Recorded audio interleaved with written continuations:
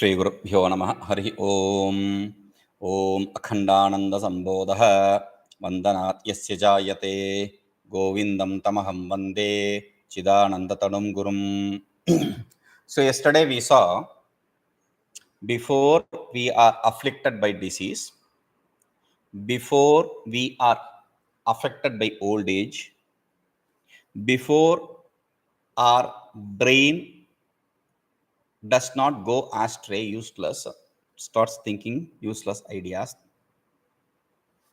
until it is strong, or before the death, we should have to put some effort to gain the realization. That is the only thing which we have to do. Okay.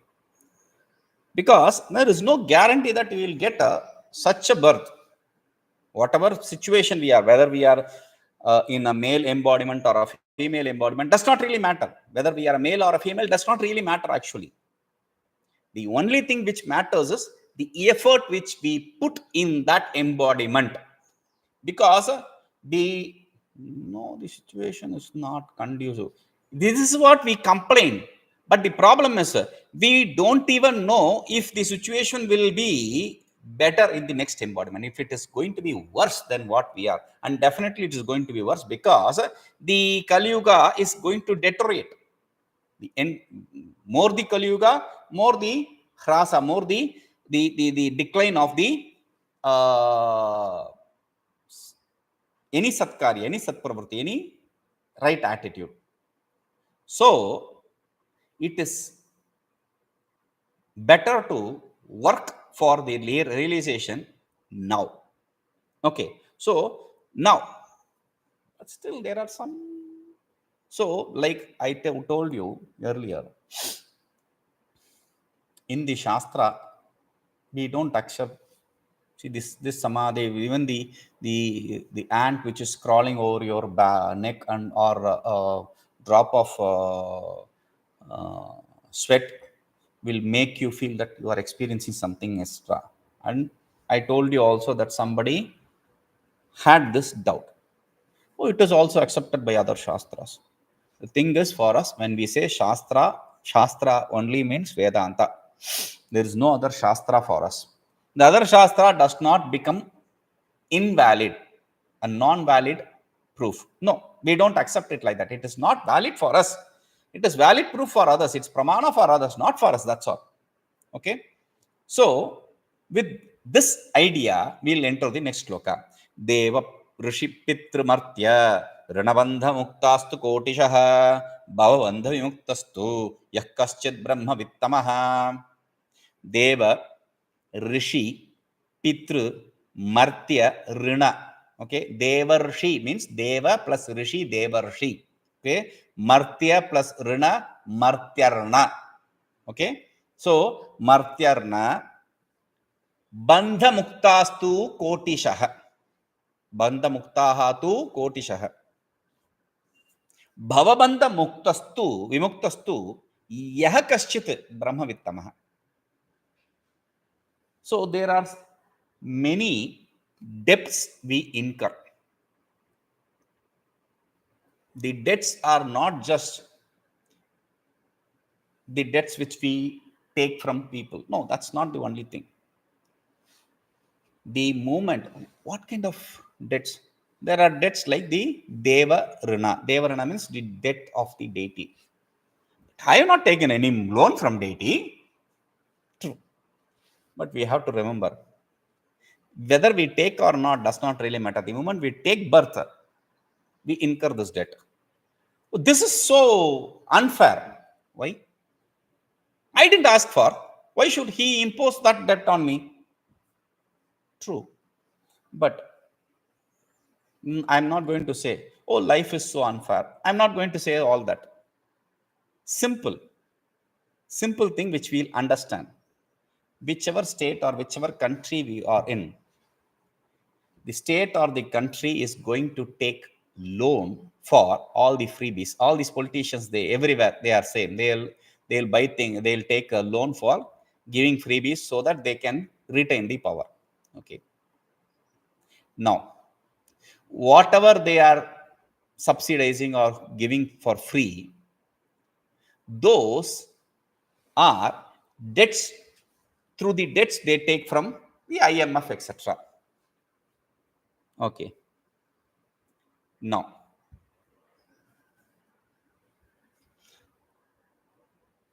the politicians take the money and they are going to pay for others. You are nowhere in the picture. You are neither the receiver nor the giver. No, nowhere in the picture. But still, when they calculate according to the number of people, the census, according to the number of people they calculate, they will say each head, each person has a debt of this many money. And I have seen some smart people. Oh, I don't want any debt on my name.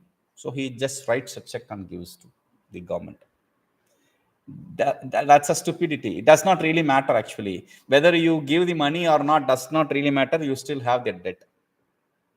Okay. Now, do you understand? That is the debt. Where the moment you are existing in that country does not really matter. You are in debt. Now, similarly, the moment we are born, we incur these debts.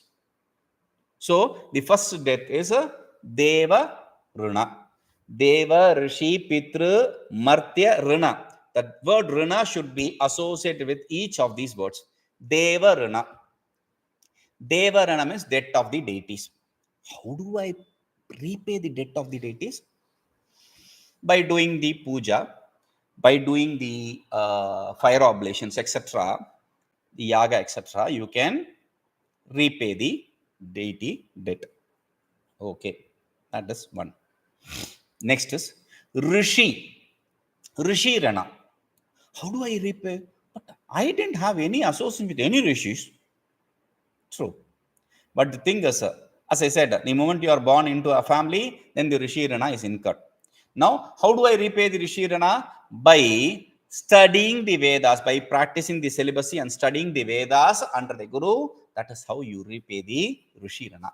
And this is what we do. Not many people understand or know what they are doing actually, but they do this ceremony once a year we do to replace the sacred thread. There is a ceremony. That's a particular day in which we do. Okay. Now, on that day, Upakarma day we call it. Okay. On that day,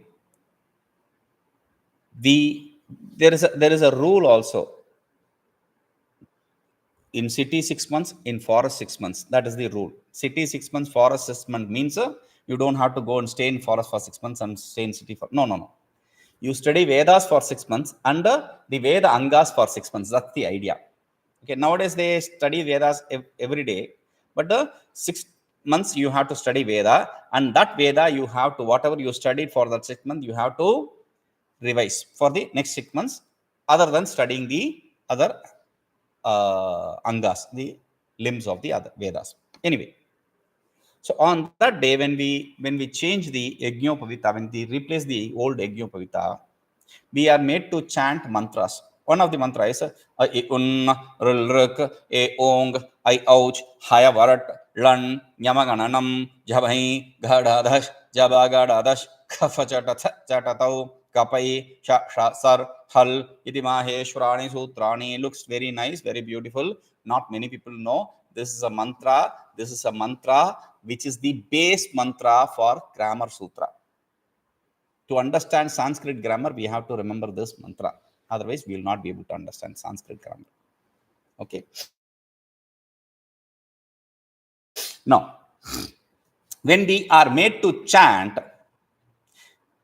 all our thoughts are like this. Let us finish this fast and go. Okay. Okay, today we have taken a holiday, so can go watch movie or go out and meet that person or do this. Today is a festival, so they have cooked some nice food, so we'll eat that. So all these crazy ideas, other than doing whatever needs to be done at that point of time, chanting the mantra. The Brahmin priest will be saying, and you will You don't even pronounce it properly. Some Chinese thing you are saying. You are not even chanting the Veda. So that is how you replay the Rishi Rana. Okay, by chanting the mantras, etc. properly. Pitru Rana, the ancestors. Okay, so the names, the ancestors, whoever have died until the 3 generations. Okay, parents, their parents, their parents, like the 3 generations. That's all. So this Pitruna, this ancestor rights, how do we pay? We pay by getting married and having a son, not a daughter. Daughter is not accepted because she cannot carry the karmas which we do further. Okay, she cannot give us the fire while we are dead. The son should put the fire on the body. And after the death, there are some tarpana, etc. activities. So to give water, food, etc. for the mains, we have to give food and water every month. There are every month and some other odd days we have to do that. So those activities a girl is not entitled to do. And the girl gets married to another lineage, so she will not be even in our lineage. So you have to get married and have a son. That is how you repay the Pitru Rana. Okay, so that the lineage is there, they also get the food. It's not just you who are getting the food and water. They are also going to get the father, parents, and the grandparents, etc. They are also going to get the food and water, which this fellow is going to give. So provide. Okay, so that is Pitrurna. Martyarṇa means the helping each other. That is one. That is how you repay the Martyarṇa. Or the loan which you take from others. Simply put, the loan which you take from others. Okay, that you have to repay. Now, sometimes the loan which we give also needs to be repaid. Sometimes the loan which we took, we had the good sense of repaying, but before repaying, we popped off in the previous birth. So we are here, and sometimes some odd reasons you lose some money. So to satisfy ourselves, to console ourselves, in India we have this saying, oh, probably that's a debt which we have repaid. Debt of the past we have repaid now. Let us leave it. That's how they console themselves. So probably that is true too. Now, if you have a debt, you have to repay in this way. If somebody has a debt for you, how you will have to be there for them to repay, to provide them a chance. So what you have to do is you have to write off. You can write off the loan which you gave, but you cannot write off the loan which the other fellow gave to you. Because after your death, this fellow is going to hate you. He's going to say, oh, this fellow, he took the money and died, and now I'm suffering. So that is a curse kind of. So it is not going to let you peaceful, right? So these are the different kinds of rina. There is a shloka called Rina Mochana Stotra. Okay. Rina means a loan. Mochana means getting relieved. So to get rid of the loan, to gain relieved from the loan. That's what the idea is. People do chant this shloka to get relieved from the loans which they took. God is not going to come and repay your loan. Maybe there can be some helping hand. That's a different thing. But that Rina Mochana Stotra is basically to get rid of all these other kinds of rinas which we incur. Okay. So Devarshi. And among this, let us suppose we want to repay. Okay. Let us suppose like that. Deva Rina. We can repay them by doing worshipping. By worshipping them, we can repay them. Rishi Rina, also by chanting some shloka or other, we can repay them also. Martyarena, you can get rid of all the loan which we took by repaying that. Okay. Pitrurana. This one rana is not actually under our control. Okay. We get married. Okay. Should get married. We get married. We have to beget a son. You can get only daughters, or you may not even have a son or daughter, no progeny, no child. So it's not under our control actually. So in spite of this, even if you repay all these loans, bandhamuktāstu koṭiśaḥ. There are crores of people, millions of people who during that period, not now. Millions of people who are relieved, muktaha, who are liberated, relieved from the bondage, these bondages. Now, no. People don't pay any loan of the deva or rishi or anything. No. There are very limited people, even there. But bhavabandhamuktastu, people who are liberated from the bondage of bhava, samsara. Brahmavittamaḥ kaścidbrahmavittamaḥ. That kind of a great one who is realized. Tamaha means superior. Okay. So, Brahmavit, the knower of self. So, the self-knowledge, self-knowing superior people, kaścidbrahmavittamaḥ, only few. There may be millions of people who have cleared their depths for the deities, etc. But there are very few who have gained the knowledge. Okay. Now, antarbandhena baddhasya kim bahirbandhamocanaiḥ tadantarbandhamuktyarthaṃ kriyatāṃ kṛtibhiḥ. Antarbandhena baddhasya kim bahirbandhamocanaiḥ tadantarbandhamuktyarthaṃ kriyatāṃ kṛtibhiḥ. Antarbandhena baddhasya. Antarbandha, bahirbandha. Antarbandha. Bandha means bondage, we know. Antar means internal. Internal bondage. Bahir means external. External bondage. Okay. So, there are internal bondage and external bondage. We'll take an example. Like our hands and legs are tied and we are pushed into a room. We are kept in a room and the room is externally locked. Let us suppose. Now, we cannot do anything. Okay. Now, second scenario, the room is kept open, but your hands and legs are tied completely. Still, it is very difficult to do anything. We'll try, but it is very difficult to do anything. But let us suppose the third scenario. The room is closed, but you are let free. You will try to do some kind of trick, something to get out of the room.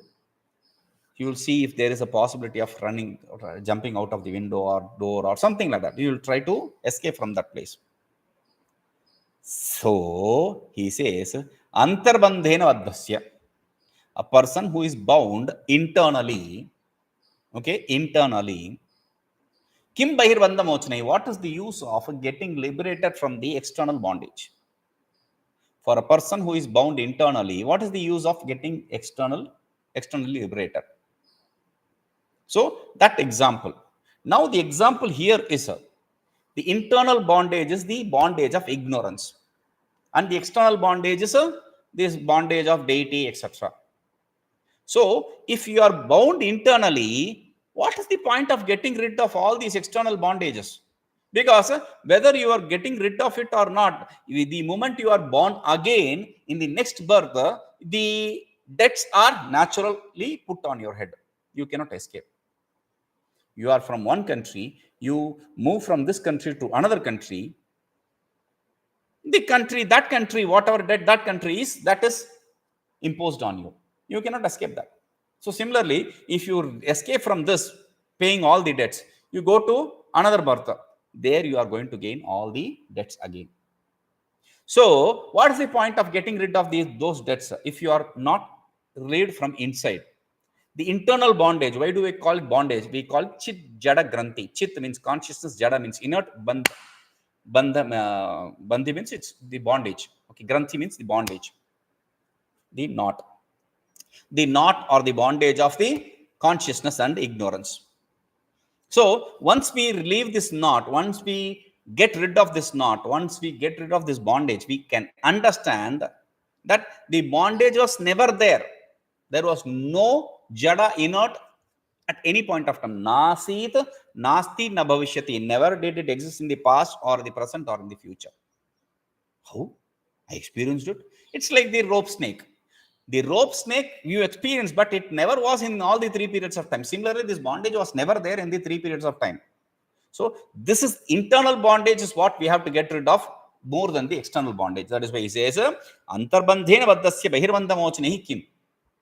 Tad, therefore, what you have to do is kṛtibhiḥ, by people who are smart.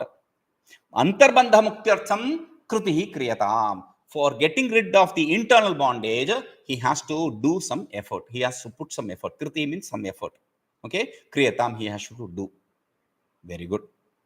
So, if you get rid of the ignorance, then there is no possibility of you being bound by the external bondage. That is the idea. kṛtiparyavasānaiva matā tīvramumukṣutā anyā rañjanāmātrā yatra dṛśyate kṛtiḥ. kṛtiparyavasānaiva matā tīvramumukṣutā anyā rañjanāmātrā yatra no dṛśyate kṛtiḥ. This is one shloka which before entering that we have to remember. I explained about the 4 types of mukshu: the superior, the mediocre, the inferior, the very inferior. Now some people will have this idea. Next time when we meet Guruji, we'll ask which kind of mumukshu I am. And I very clearly told you earlier, after explaining all the 4 kinds of mukshu, that you should not be worried about that. Put your effort. Now, Bhagavan Bhashyakara is saying same thing, similar thing actually. So, kṛtiparyavasānaiva matā tīvramumukṣutā anyā rañjanāmātrā yatra no dṛśyate kṛtiḥ. How do you understand that you are tīvramumukshu, etc.? So he says kṛtiparyavasānaiva tīvramumukṣutā. Whatever effort you are putting, the effort coming to an end is what is called as tīvramumukṣutā. All the efforts, when it comes to an end, that is what is called as a superior desire for knowledge, superior desire for liberation. Okay. Matā, that is how it is accepted. Yatra kṛtiḥ no dṛśyate, where the kṛti, the activities are not seen, the effort is not seen, the effort for gaining liberation is not seen. They do desire the liberation, right? So yes, anyā, the others, where they don't put any effort, but they're mumukshu, they call themselves mukshu, etc. What does that mean? He says rañjanāmātrā. Rañjanāmātrā means it is only to, rañjana means to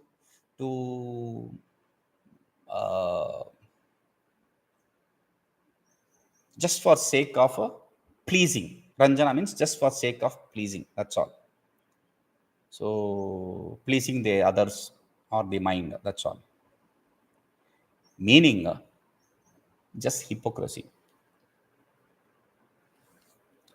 If you don't put forth any effort to gain liberation, then that kind of desire for liberation is hypocrisy, nothing else.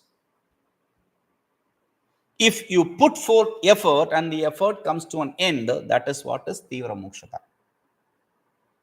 Okay. So there are people who show themselves to be great, having great desire for liberation or having great vairagya, etc. Don't be fooled by them, because I've seen different kinds of people, sannyasis and all that. Just because someone is wearing a dirty cloth or torn cloth, etc., does not make them dispassionate. No, it does not make them dispassionate. I've seen so many people who wear such a kind of dress, to show their dispassion, vairagya, but internally they have so much of not passion, desire. They have so much of desire, attachment to things. And I have also seen people who have very costly things and all, but they are completely detached from everything. That is also possible. So don't go by the looks. That is of no use. So internally, you have to have that strong desire for liberation, and you have to put forth effort for gaining that liberation. That is what is important. Nothing else is important.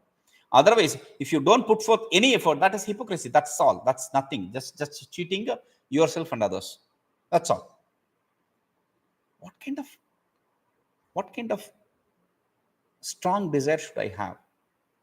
So normally we give the example of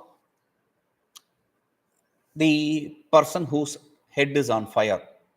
He does not ask whether this is good water or bad water or this is mineral water, etc. He just extinguishes the fire with some water, even dirty water, does not really matter. Okay. Or another example which we give is immerse someone in water. No, put them inside the water, press them hard. When you release them, they are going to take in the air, whether the air contains pure oxygen or it contains hydrogen or it contains even carbon dioxide mixed to oxygen or even nitrogen, does not really matter. They just that's what they want to do. That is the kind of desire we need to have. That's the example we normally give, right? But here Bhagavan Bhashyakara gives a beautiful, better example. So, gehādisarvamapahāya laghutvabuddhyā saukhyecchayā svapatinā'nalamāvivikṣoḥ kāntājanasya niyatā sudṛḍhā tvarā saiṣā phalāntagamane karaṇaṃ mumukṣoḥ. This is an example which is based on the activity which was done earlier.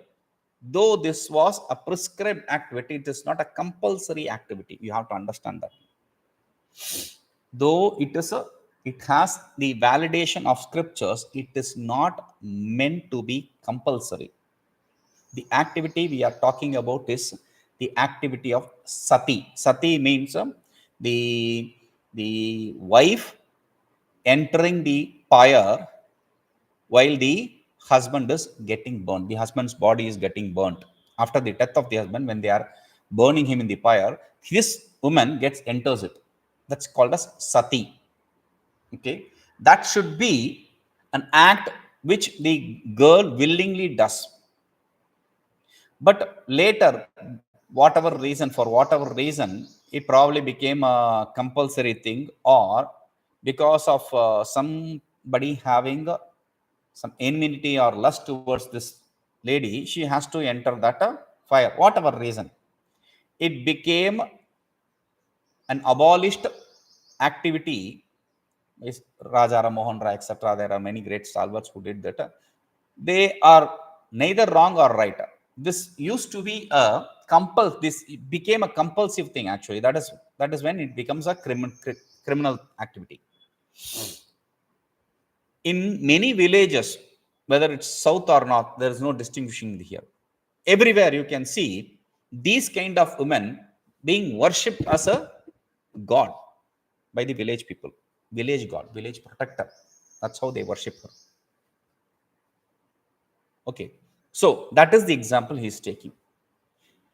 gehādisarvamapahāya laghutvabuddhyā saukhyecchayā svapatinā'nalamāvivikṣoḥ kāntājanasya niyatā sudṛḍhā tvarā saiṣā phalāntagamane karaṇaṃ mumukṣoḥ. Laghutvabuddhyā. Laghutvabuddhyā means laghu means light. Lightness, with the idea of lightness. That is how we have to interpret. But the idea is with the sense of non-essence in things. She does not care. She does not give weightage to anything in this world.